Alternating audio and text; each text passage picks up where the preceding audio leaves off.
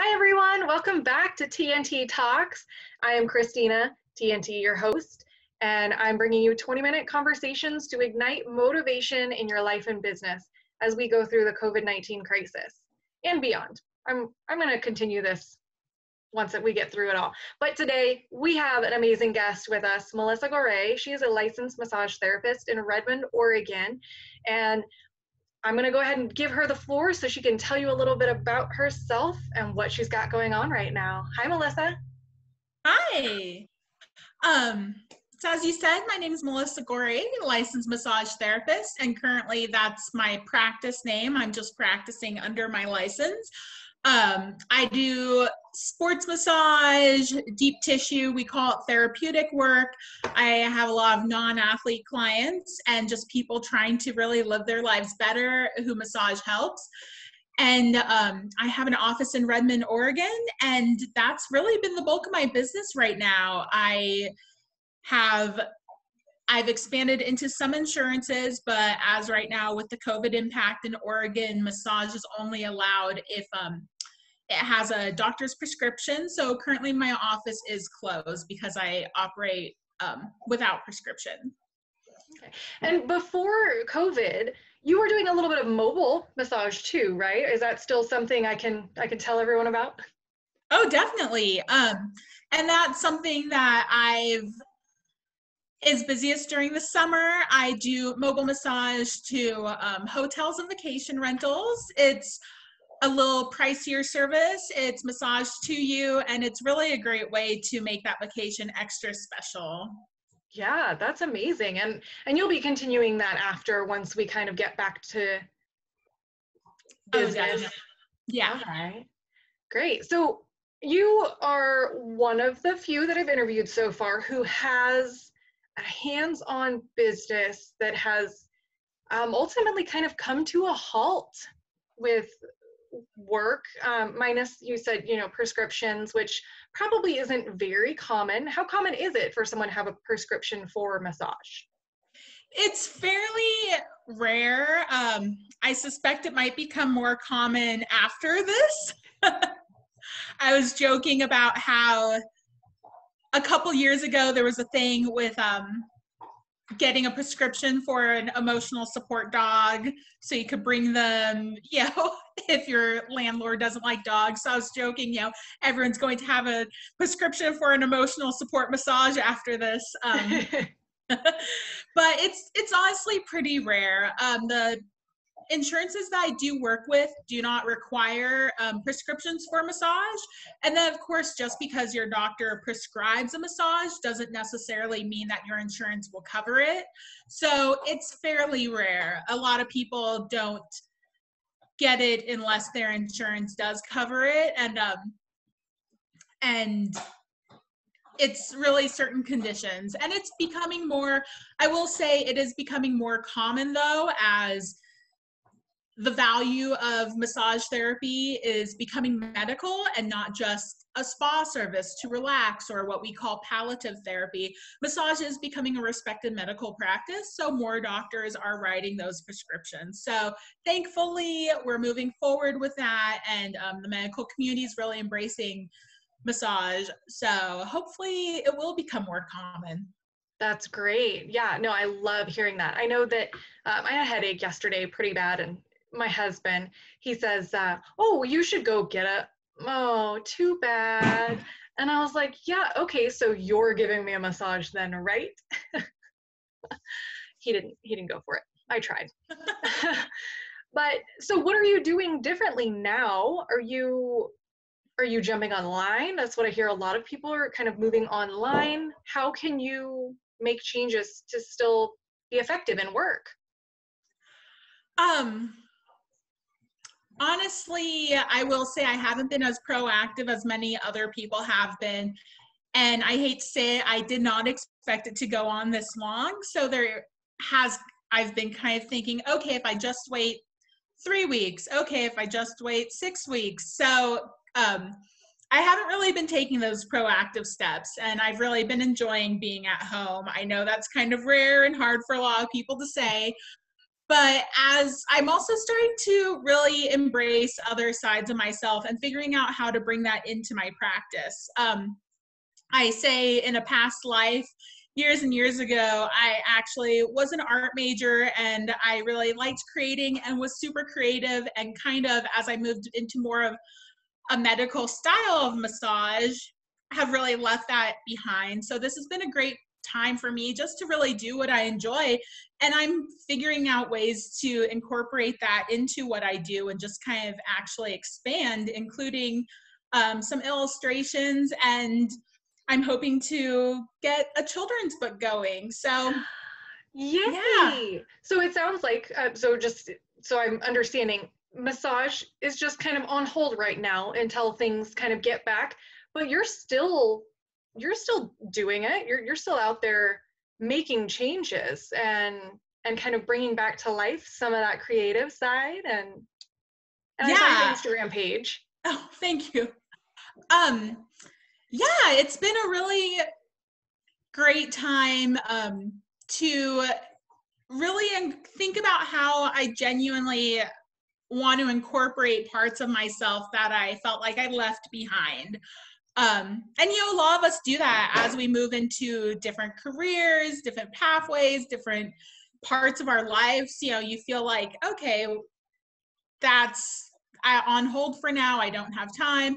So it's definitely been a great way to really brainstorm, which I've had lots of time to do, on ways that I can be more creative in my massage practice and really reflect who I am and not just what I do.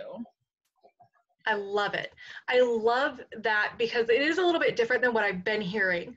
And it's important that people know that there are more options than just taking your business online. And it's okay to put things on hold for a little while and focus on something else to develop it and grow until we figure out what's happening right now. Because you can always come back to that. And your business was thriving right before all of this. And because we've known each other for years, and I've watched you grow this, and so I'm sure it'll be good for you to just go back, and you'll have all those people lined up. Oh, definitely. And I do have people booked out. I have had to call people kind of as the closure gets extended and reschedule. And of course, many people are on a list I have that want me to call them when I officially reopen. They didn't want to have a further appointment canceled. So, and of course, massage, it's so hands-on. And I really do love seeing what other massage therapists are doing. They're teaching people, really empowering them to work on themselves and really take their health into their own hands. But I feel like people really do see me for what I do and something I'm trained for. I do have years of experience, at least probably 1,000 hours of training. And that's something, hopefully you can't get through just a 30-minute video. So I definitely believe that there's a lot that can't be replaced in my practice. Yeah, you were working on a certification right before this too. Is there anything you can do on your massage practice to continue what you've already been doing? Oh, I have a couple things that, I was joking, I wish I had nothing to do. It must be nice to have nothing to do because there's so much. The state board office is still operating, even though they're operating within the closure. I still have to renew my license. I still have to,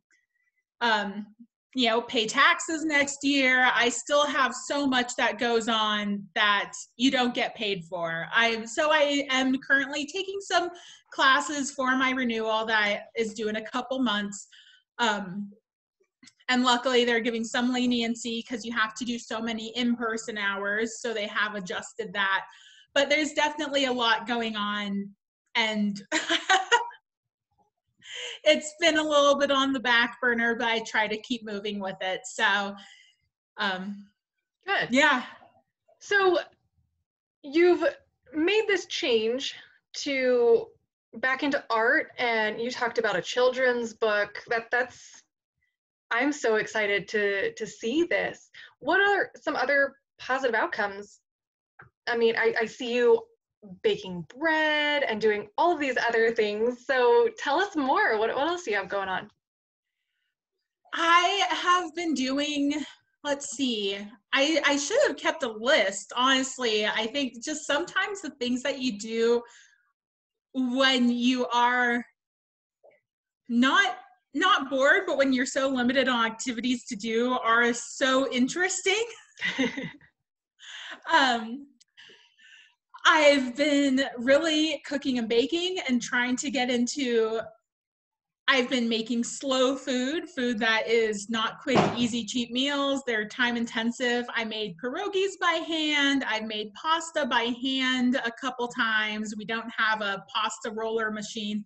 So everything's just really me with my rolling pin trying to be as thorough as possible. A lot of bread. Everyone has a sourdough starter right now. So there's been a lot of trial and error with that. I have yet to make a good edible piece of sourdough bread. And what else? I love organizing. And those are a couple things that I thought I would hire out. There's some manual paperwork, and I thought I'd have to hire someone to organize a lot of my house because I was just so busy, but definitely having the time. I've gone through, and you saw pictures. I posted in a minimalism group. My closet was a beast. It was kind of its own, it was like an animal, and I definitely got to go through, and I'm actually thinking, going through and kind of with a purpose saying, where do I want things in my house to be conducive to help me be efficient? You know, I have office books in my bedroom and I don't want them there anymore, or books from school in a bookcase in my bedroom. And where do I want those to be? I don't want them to be on my nightstand. I want them to be in my office or in a different area of the house where I could actually work. So what else have I done? Done some big cleaning, thorough cleaning runs. A lot of time in the garden. We're getting our garden going and really taking time to appreciate how everything's blooming in the backyard and just little sprouts coming up. I've been taking different exercise classes online. It's been honestly kind of enjoyable. It's Good. just the weird things you get into and didn't really think about doing. So one thing I want to point out to our audience is that what you're doing right now is going to make your life after COVID run so much more efficiently. Even outside of work and just having flow in your house and knowing where things are and enjoying being there, that's a great way to spend time right now if you aren't able to work. I know, yeah, I deep cleaned my kitchen and dining room area, and I feel so much better because things had just piled up and piled up. And one thing I keep hearing people talk about is, you know, the excuse we've always used and we've always heard, if I only had the time. Well, people, we have a lot of time right now. So what are you really avoiding and just not doing because you don't want to? Right. And I did have a list of things I wanted to do if only I had time. And within 2 weeks, everything closed.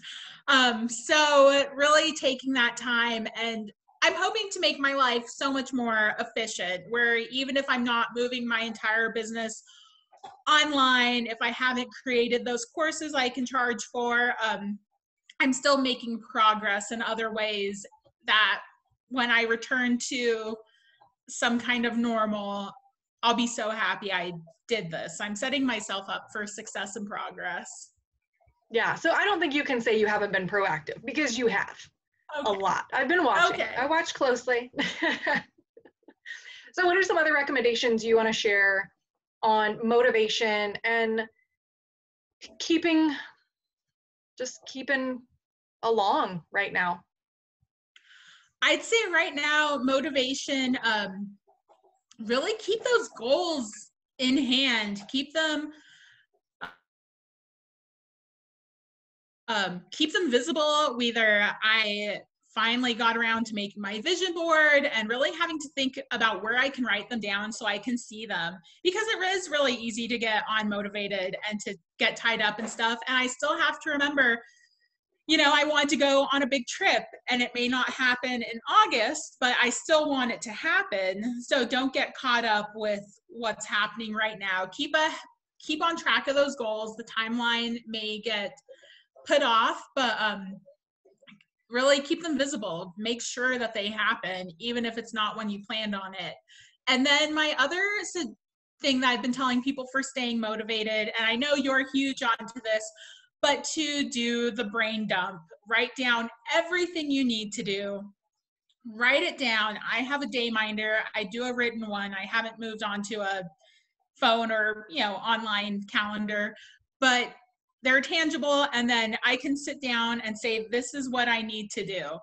Even if it's stuff I know may not happen right now, a far off idea on how to move forward with my business, just write it down so it's there and you can look back on it and just cross it off. Make yourself a good to-do list, prioritize it, but then that way you could sit down and say, okay, do I have 5 minutes? Do I have 10 minutes? Do I have an hour?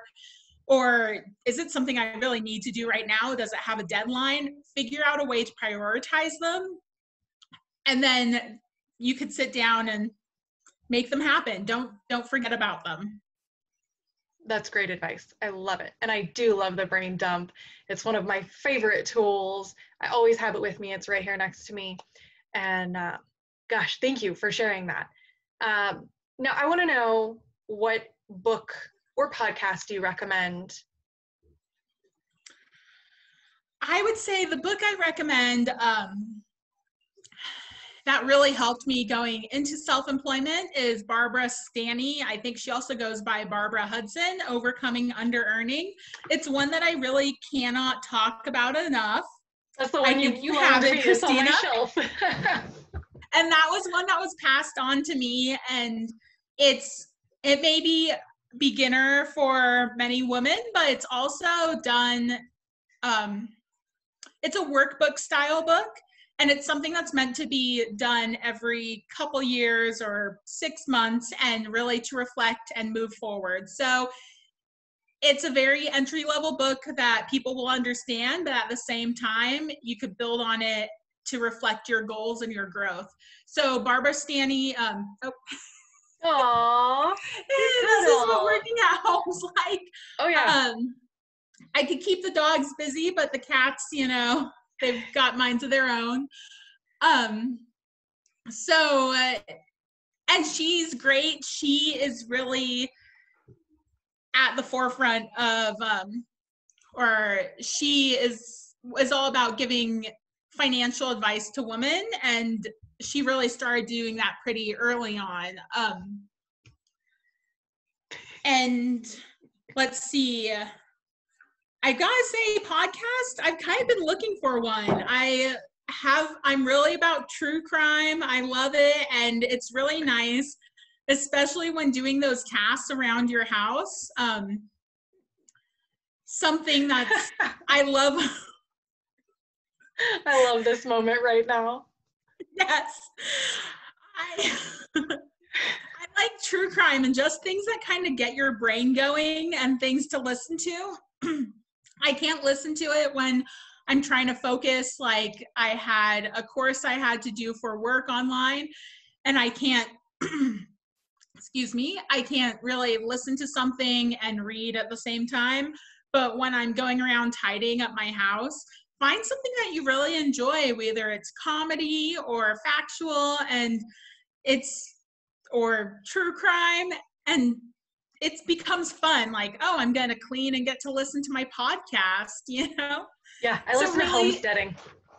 See something you enjoy, and those tasks that are a lot harder to do right now, like cleaning, cooking, those things that just normally aren't enjoyable, I really enjoy them a lot more when I have a podcast I enjoy. So that's kind of my pleasure time, I want to say.